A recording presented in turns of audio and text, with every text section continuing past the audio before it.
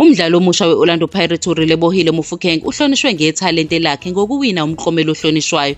Lo mdlalo oneminyaka engu-20 ubudala ugqame kakhulu uma iqhathaniswa nabaziwayo abafana nonozinto weBafana Bafana, uRowan Williams, umpetha we-UFC uDricus du Plessis noTachana Smith ongumpetha wama-Olympics. Emklomelweni ka-13 we-Gauteng Sports Awards obusenyuvesi yaseJohannesburg, uMofokeng uqokwe njenge-Sports Personality of the Year.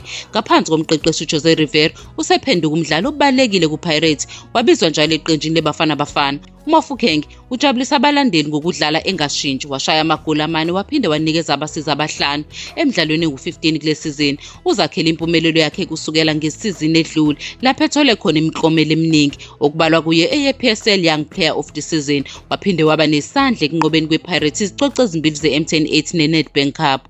Umama kaMofokeng uNaomi uzwakalisa ukuziqhenya ngemuva kokuthatha indondo ye-Sports Personality of the Year egameni lakhe, njengoba uMofokeng engakwazanga ukuya ngenxa yokuzibophezela kweqembu.